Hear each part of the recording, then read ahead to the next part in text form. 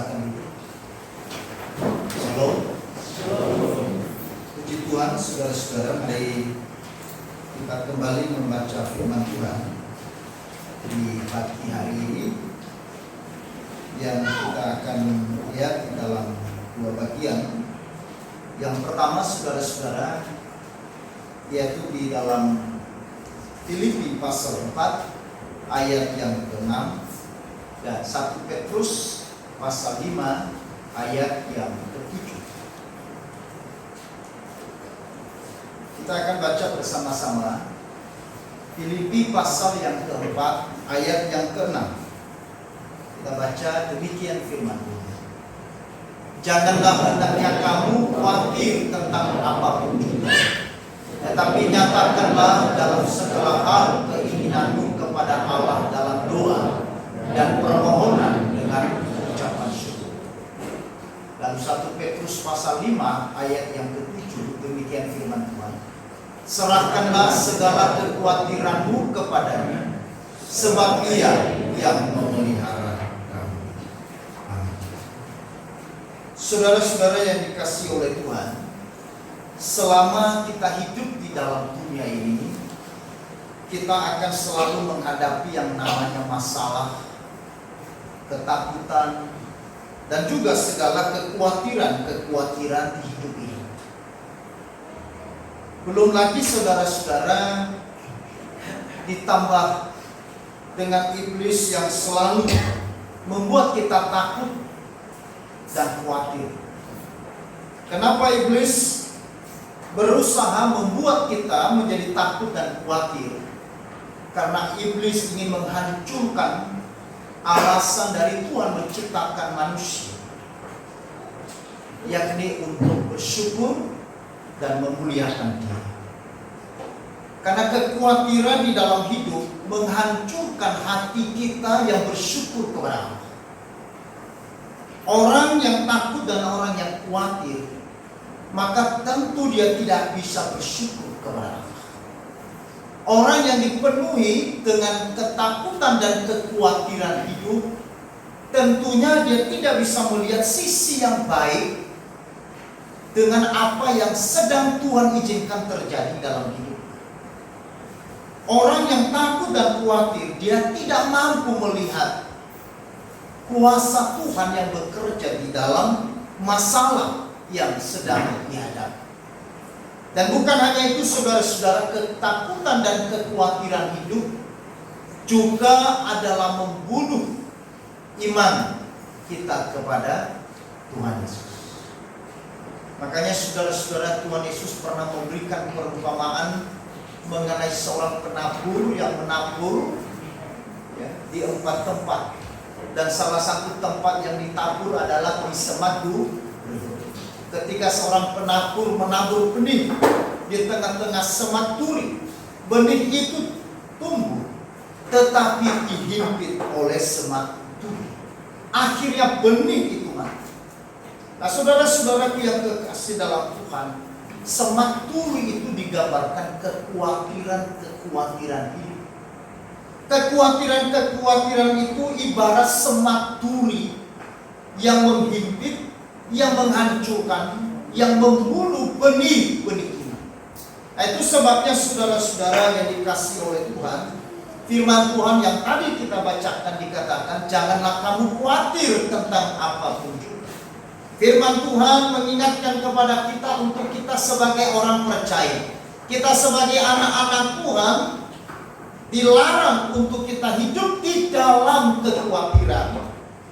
Karena kekhawatiran bukanlah jalan keluar dalam setiap masalah yang sedang kita hadapi. Justru sebaliknya saudara-saudara, kekhawatiran ibarat sebuah benang yang busuk yang memperburuk kehidupan kita.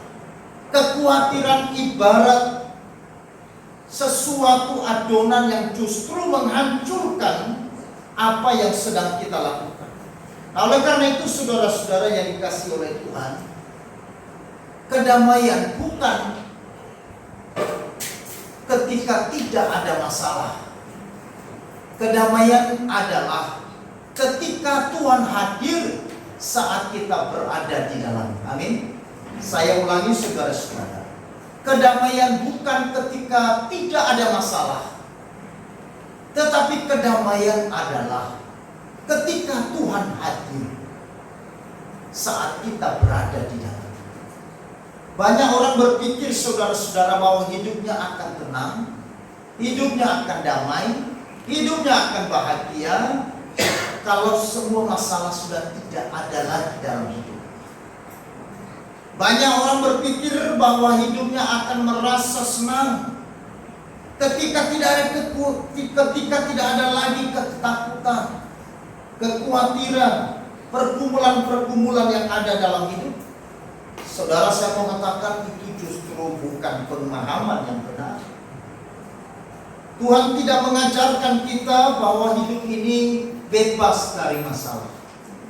Tuhan juga tidak pernah menjanjikan bahwa anak-anak Tuhan terlepas dari pergumulan-pergumulan yang ada. Tetapi Tuhan menjanjikan penyertaan-Nya hadir bagi kita. Kehadiran Tuhan ini penting saudara-saudara. Ketika Tuhan hadir saat kita berada di dalam masalah, ketika Tuhan hadir saat kita dalam penderitaan, ketika Tuhan hadir saat kita di dalam pergumulan-pergumulan yang ada, ini penting. Waktu Tuhan Yesus memulai pelayanannya di dunia, maka mukjizat yang pertama yang dikerjakan oleh Yesus adalah apa? Mengubah air menjadi anggur di dalam pesta yang dilaksanakan di Kana.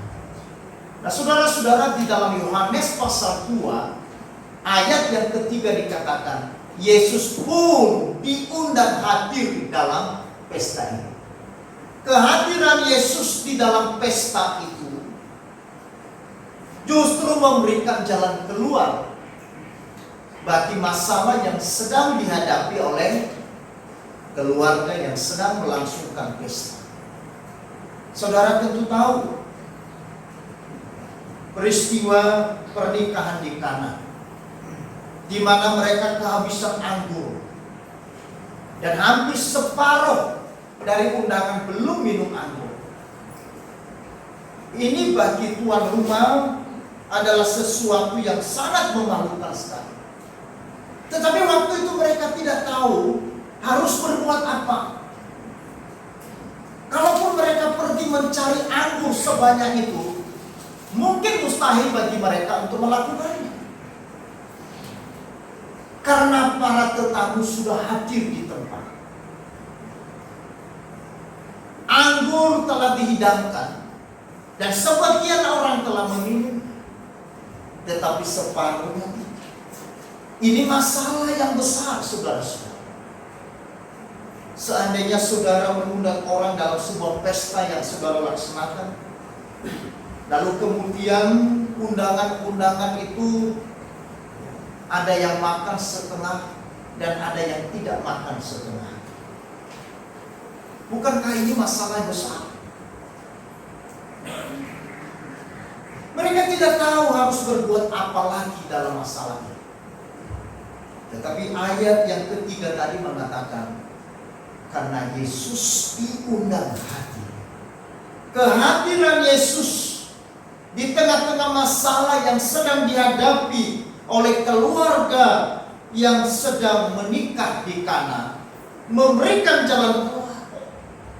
Kekhawatiran, ketakutan yang sedang ada di dalam hati para keluarga itu, sekarang mereka justru menikmati sebuah kedamaian. Karena kita melihat bahwa setelah nanti Tuhan Yesus mengubah air itu menjadi anggur, dan semua orang termasuk pemimpin pesta meminum anggur yang baru dihidangkan, pemimpin pesta mengatakan justru anggur ini begitu enak. Nah, saudara-saudara yang dikasihi oleh Tuhan, itulah sebabnya kedamaian di hidup kita, saudara-saudara, bukan ketika tidak ada masalah, bukan ketika tidak ada lagi kesulitan, bukan ketika tidak ada lagi persoalan-persoalan yang sedang kita hadapi, tetapi kedamaian Kedamaian kita yang sesungguhnya adalah ketika Tuhan hadir saat kita sedang dalam masalah. Bukan ketika seseorang hadir, bukan ketika seorang manusia hadir di tengah-tengah kita. Kadang-kadang kehadiran orang lain justru bisa memperburuk keadaan kita saat kita ada di dalam masalah. Kadang-kadang pertolongan orang lain saat kita di dalam masalah justru memperburuk situasi kita. Karena apa, saudara-saudara? Karena kadang-kadang pertolongan tidak datang dari hati yang tulus. Kadang-kadang pertolongan datang dari hati dan motivasi yang salah. Itulah sebabnya saudara-saudara, ketika bencana terjadi, bertuyung-tuyung orang hadir sebagai seorang pahlawan. Bertuyung-tuyung orang memberikan bantuan dan sebagainya. Tetapi sudah ada label-labelnya. Pilihlah aku. Ya dong? Sembako-sembako dibawa. Lalu kemudian di bungkusan sembako tertulis coblos nomor 2, coblos nomor 1. Saudara,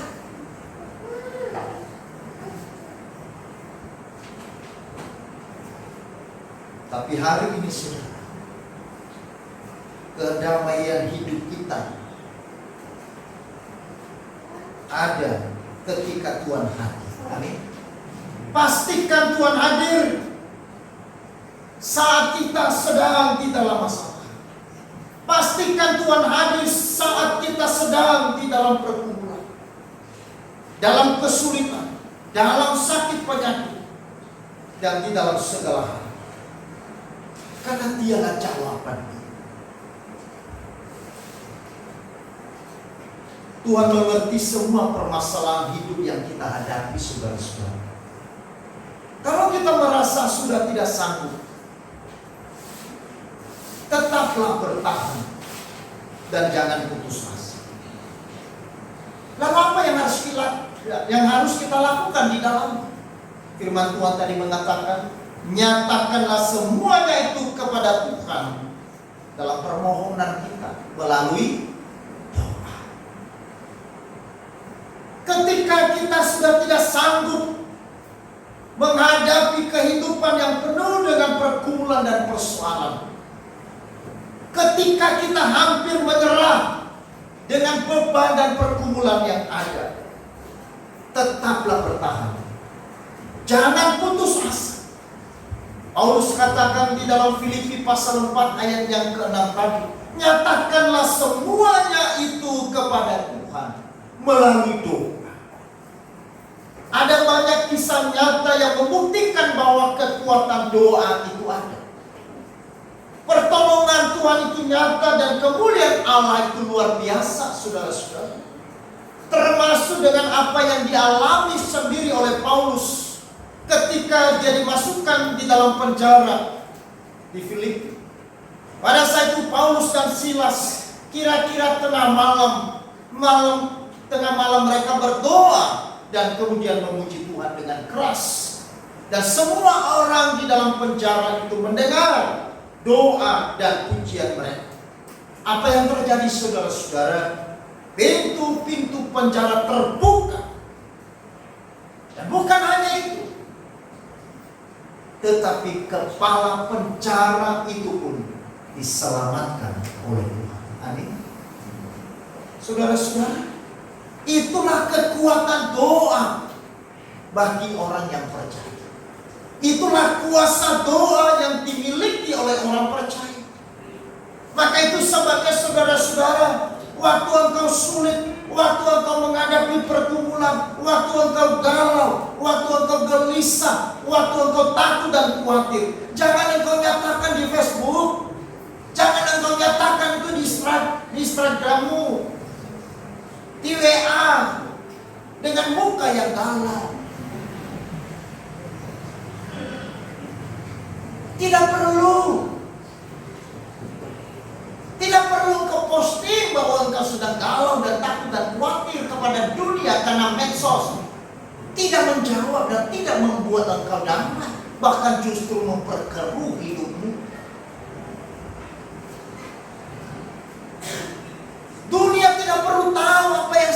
engkau hadapi. Nyatakan kepada Tuhan yang paling mengerti, yang paling memahami apa yang sedang kita hadapi. Waktu kita postingan di WA atau di Facebook satu kata, aku galau, bisa ratusan komen, bisa juga ratusan penafsiran. Kenapa dia galau? Kenapa? Padahal dia galau karena kucingnya mati. Tapi orang menafsirkan udah berbeda. Jangan-jangan. Kemarin kan, jangan-jangan.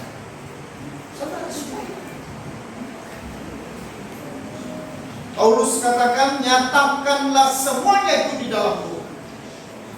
Nyatakanlah itu kepada Tuhan di dalam doa. Karena apa, saudara-saudara? Karena Tuhan kita tidak jauh. Dia bukan Allah yang jauh. Dia adalah Allah yang dekat. Dia bukan Allah yang transenden, tetapi dia adalah Allah yang imanen, Allah yang dekat. Hanya sejauh doa.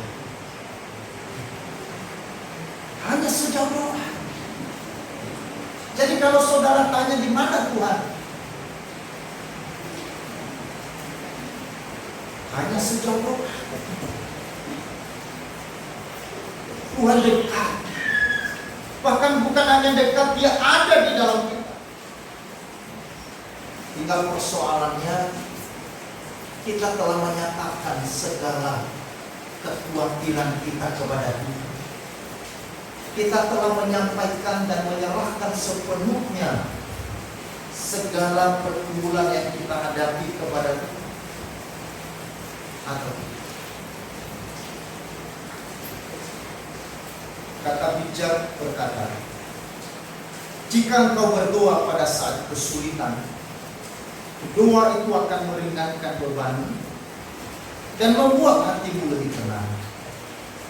Jika engkau berdoa pada saat gembira, doa itu akan melipat gandakan kegembiraan.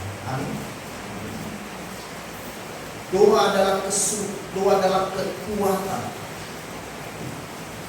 di saat kita menghadapi kesulitan. Doa adalah kekuatan di saat kita sedang menghadapi kekhawatiran. Doa yang bisa membuat hati kita menjadi tenang. Hanya doa yang membuat kita bisa lebih tenang, lebih kuat di dalam menghadapi kesulitan. Dan waktu engkau sedang gembira, engkau berdoa, dikatakan melalui doa kegembiraanmu akan dilipat. Waktu engkau berdoa dalam kesulitanmu akan diringankan. Beban kita akan diringankan. Dengan berserah diri kepada Tuhan dalam doa, kita akan mampu menaklukkan segala kekhawatiran hidup kita. Karena melalui doa dan penyerahan diri sepenuhnya kepada Tuhan, ini merupakan sumber kekuatan. Amin. Karena melalui doa dan penyerahan diri kepada Tuhan, itulah sumber kekuatan kita sebagai orang percaya. Makanya Petrus katakan dalam pasal yang kelima ayat yang ke-7 tadi, serahkanlah segala kekhawatiranmu kepada Tuhan, sebab Dia yang memelihara. Serahkanlah kepada Tuhan segala, bukan sebagian, segala. Bukan hanya satu jenis. Semua jenis masalah, semua jenis pergumulan kita, semua jenis persoalan yang kita hadapi, serahkan itu kepada Tuhan. Karena disitulah letak kekuatan orang percaya. Saudara-saudara yang dikasihi oleh Tuhan, ada sebuah cerita yang mengisahkan seorang ibu yang sedang bersedih karena memikirkan tingkah laku anaknya yang bungsu, yang tidak bisa diatur, tidak bisa dikontrol, dan anak bungsunya ini betul-betul ya tidak mau taat, bahkan tidak mendengar nasihat orang tuanya, dan anak bungsunya ini sering melawan dan berontak kepada ibu, sehingga ibunya merasa sedih, merasa kecewa, dan dia sudah tidak kuat dibandingkan dengan tingkah laku saudara-saudara yang lain yang cinta Tuhan, yang takut Tuhan. Anak yang bungsu ini berbeda sekali. Ibu ini juga sudah melakukan segala cara untuk menasehati, mengajar, menghimbau anaknya untuk menjadi anak yang takut dan mengasihi Tuhan. Tetapi saudara, cara itu tidak bisa. Sehingga ibu ini hampir-hampir putus asa dan dia berkata, mungkin anak ini sudah hilang. Tetapi sebelum tiba keputusasaan itu dalam hatinya, saudara-saudara, ibu ini tiba-tiba diingatkan akan sebuah lagu. Syair lagu ini berkata begini: kalahkanlah sakitmu dengan doa, kalahkanlah musuhmu dengan doa, kalahkanlah khawatirmu dengan doa. Doa besar kuasanya, doa berdoa. Doa besar kuasanya, doa berdoa. Doa besar mukjizat. Waktu ibu ini ingat syair lagu ini, iman ibu ini mulai bangkit. Ibu ini kemudian memilih untuk tidak putus asa dan menyerah dengan anaknya yang sudah tidak bisa diatur. Waktu itu ibu ini mulai putuskan untuk membawa anak bungsunya ini di dalam doa siang dan malam. Siang dan malam ibu ini tanpa absen dia terus berdoa. Dia naikkan doanya kepada Tuhan supaya Tuhan boleh mengubah anaknya menjadi anak yang takut Tuhan. Memang tidak mudah saudara-saudara, dan tentunya tidak spontan. Tetapi singkat cerita, pada suatu hari anak bungsu yang tidak bisa diatur, tingkah lakunya yang sudah kelewatan ini kemudian dijamah oleh Tuhan. Dan anak ini diubahkan oleh Tuhan, sehingga dia menjadi anak yang betul-betul mengasihi Tuhan. Anak ini kemudian menjadi anak yang begitu hormat, begitu taat kepada ibu, kepada orang tua. Dan bukan hanya itu saudara-saudara, jamahan Tuhan melalui doa membawa perubahan yang besar bagi anak ini. Sehingga anak ini yang tadinya tidak tahu tentang Tuhan dan tidak mau tahu tentang Tuhan, sekarang menjadi orang yang betul-betul cinta Tuhan dan menyerahkan hidupnya untuk dipakai oleh Tuhan. Bagaimana menaklukkan seorang anak yang sudah tidak bisa diatur? Hanya melalui doa. Amin. Saudara-saudara, saya tidak tahu masalah, kesulitan, pergumulan yang mungkin saudara berkata, aku sudah tidak sanggup. Aku sudah tidak tahu seperti apa. Aku juga tidak tahu bagaimana mengatasinya, bagaimana menghadapinya. Mungkin saudara berkata, mungkin inilah nasib. Mungkin saudara berkata, inilah takdirku, seperti orang dunia yang katakan. Tetapi masih ada kesempatan bahwa Tuhan adalah Tuhan yang kuasa. Paulus katakan, nyatakanlah semuanya itu di dalam doa Dan Petrus katakan, serahkan semuanya itu ke dalam tangan Tuhan. Masalah yang saudara dan hadapi, jangan genggam sendiri. Jangan genggam sendiri. Jangan juga saudara pikul sendiri. Jangan juga hadapi sendiri dengan kekuatan kita. Karena kita terbatas. Mungkin saudara hari ini masih bisa mengangkat beban ini. Mungkin sampai saat ini engkau masih bisa menghadapinya. Mungkin masih engkau punya kekuatan yang ada di dalam. Tetapi ingat saudara-saudara, kekuatan kita sendiri perlahan itu akan habis.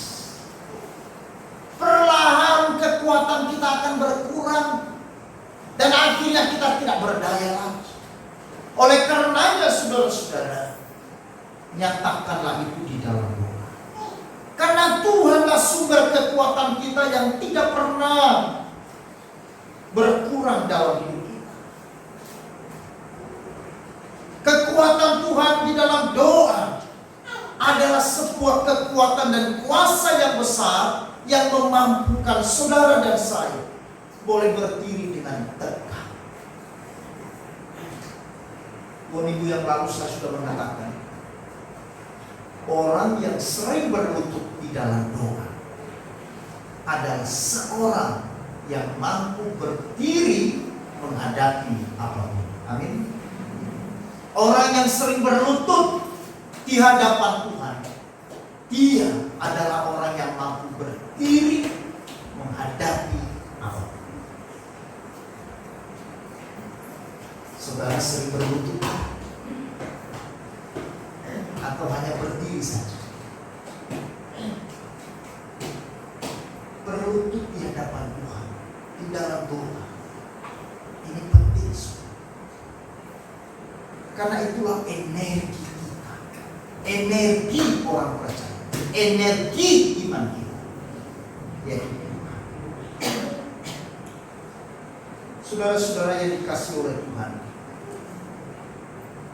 Philip Graham Rattle dia menyampaikan begini: Allah mengenal umatnya. Dia tahu semua tentang mereka, mengenal mereka secara pribadi dan akrab dengan semua penderitaan mereka. Dia adalah Allah perjanjian, Allah yang melihat, Allah yang mendengar, Allah yang mengingat. Dia juga adalah Allah yang mengetahui situasi kita dengan semua kebutuhan yang teramat sangat. Dia adalah Allah yang kepadanya patut kita berdoa. Bahkan ketika doa kita itu tidak lebih dari keluhan, Dia ingat bahwa kita miliknya oleh perjanjian anugerah dalam Yesus Kristus. Kemudian Dia menjawab doa kita. Tidak selalu dengan cara yang kita harapkan, tetapi selalu dengan cara yang membawa kemuliaan bagi. Saudara-saudara, ini yang dikatakan oleh Philip Graham Rattle. Tuhan selalu menjawab doa kita, tetapi tidak selalu dengan cara yang kita harapkan, tetapi selalu dengan cara yang membawa kemuliaan bagi. Seringkali kita berdoa dan mengharapkan Tuhan menjawab dengan cara kita. Seringkali di dalam kekhawatiran yang kita hadapi, sering kita beriman, dan di dalam iman kita berharap Tuhan mengerjakan seperti apa yang sedang kita inginkan. Tetapi Philip Graham berkata, tidak dengan selalu cara yang kita harapkan, tetapi selalu dengan cara yang membawa kemuliaan bagi. Maka segala hal yang membawa kemuliaan baginya, Tuhan akan pasti menjawab. Segala pergumulan kita yang selalu membawa kemuliaan bagi itu pasti Tuhan capai. Maka dari itu saudara-saudara yang dikasihi oleh Tuhan, tetaplah berdoa dan berserah kepada Tuhan Yesus, karena Dia adalah kekuatan dan jawaban dalam seluruh hidup. Mari kita